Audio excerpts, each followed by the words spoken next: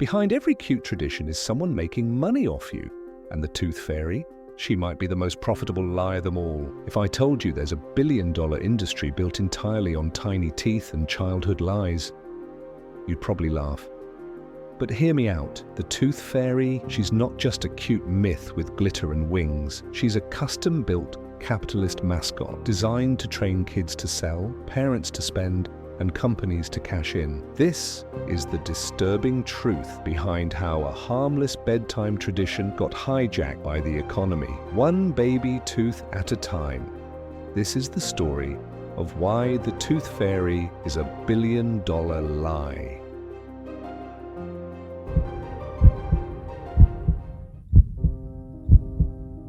Let's roll the clock back. Before the glitter, the pillows, the cash, there was no tooth fairy, no payout. The concept of giving money for a lost tooth, it didn't exist. In Viking culture, baby teeth were considered good luck. They'd bury them, sometimes even wear them into battle like charms. To them, a tooth wasn't worthless. It was symbolic. In medieval Europe, it took a dark turn. People believed witches could use a child's tooth for curses or dark magic. So if your kid lost a tooth, you'd burn it, bury it, hide it, protect it like a relic. Bottom line? Teeth were powerful, but not transactional. That changed in 1908, when a woman named Lillian Brown wrote a short, one-paragraph blurb in the Chicago Daily Tribune, suggesting that parents could leave money under a child's pillow to soften the loss. That was it. No fairy, no wings, no branding, just a throwaway idea. And for years, nothing happened, until corporations realized they could use it. Fast forward to the 1920s. The American economy was booming and marketing was evolving. Consumer psychology was starting to explode. And the big idea at the time? Train people young. If you could tie emotion to spending early, then you could hardwire loyalty for life. And what better way to do that than with a magical myth tied to personal milestones? The tooth fairy was the perfect delivery system. She was harmless, she was emotional, and most importantly, she was programmable. No ancient religious baggage, no complex backstory, just a fairy with money. It was open source folklore. Anyone could build on it, and advertisers did. By the 1950s, the tooth fairy had started showing up in books and magazine ads. By the 70s, she had toys, cartoons, dental office merch. The legend was now locked in. What started as a simple suggestion became a full-blown consumer ritual. And it worked, because losing a tooth, it stopped being just biology. It became a transaction. Think about it. A kid gives up a literal piece of their body and gets paid. No task, no job, no effort, just a cash reward for growing up. It feels harmless, right? But that small exchange teaches something huge. Change is profitable. My body has value. I should be rewarded for existing. That's the seed being planted. And who waters that seed? Everyone. Banks offer tooth fairy deposit accounts to get your kid thinking about savings through their brand. Dental clinics hand out branded tooth fairy envelopes to lock in loyalty early.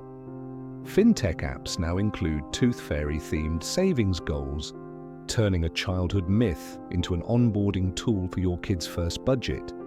This isn't cute, it's calculated. Let's talk numbers. In the early 90s, the average tooth fairy payout was about $1.30. Today, it's $6.23. That's a 5x increase. Faster than inflation, faster than wage growth. And in wealthier households, it's not unusual to see 10, 15s, even $20 a tooth. Why? Because now it's performative. Parents aren't just rewarding their kid, they're keeping up with the Joneses. Search Tooth Fairy on Instagram or YouTube Shorts. You'll find kids brag about how much they got. Parents staging elaborate reveals like it's Christmas morning. Content creators packaging the whole thing into 30-second dopamine hits. And the industry? It followed the content. There are now personalized tooth fairy pillows with velvet pouches, glitter-strewn arrival kits with fake fairy footprints, tooth fairy apps with AI voice messages and animations, branded books, streaming cartoons, and yes, even tooth fairy NFTs, the estimated annual economic footprint of the tooth fairy myth in the US alone. Over $2 billion, all for a ritual that's supposed to be magical. But here's where it gets darker, because it's not just about glitter and cash, it's about conditioning. The tooth fairy teaches your kid that they get money for doing nothing. Their body parts have financial worth. Milestones should always be followed by a reward. That's not just fantasy, that's a blueprint. And here's the twist, it doesn't stop with kids. Parents are being conditioned too. Conditioned to spend more, to not ruin the magic, to avoid being that parent who gives quarters while someone else gives $50. It becomes a game of emotional guilt. And the only winner? The market. That's how you get Delta Dental's annual Tooth Fairy Index. Framed like a fun, quirky survey, but it's not. It's a metric for tracking emotional spending at scale. It's data that can be used to predict future purchasing behavior, based on how much guilt you feel about your kid losing a tooth. Most kids stop believing in the tooth fairy around age 7, but by then, the belief system is locked in, the habit is baked, the payout is expected, the connection between growth and money is installed, and that doesn't go away because when they're older, they're still chasing it. Only now the tooth is a degree they think should guarantee a six-figure job, a social media post they think should go viral, a startup idea they think deserves funding. The tooth fairy has been replaced by passive income, viral fame, a credit card reward system. Same story, just scaled up. And corporations? They're still watching, still monetizing, still selling solutions to habits they helped create.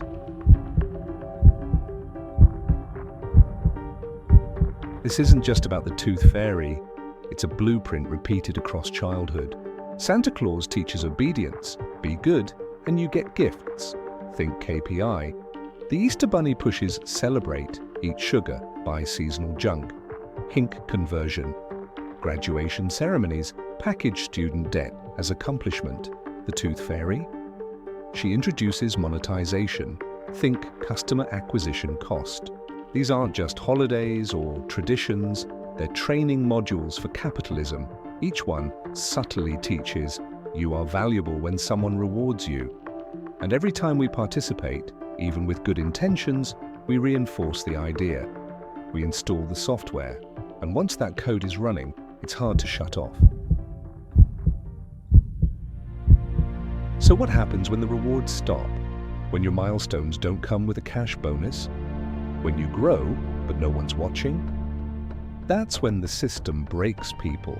That's when you get burnout from chasing validation, entitlement when effort isn't rewarded, anxiety when growth doesn't feel profitable. Because for years, they were taught, without even realizing it, that personal progress should always come with a payout. So when real life hits, they feel cheated.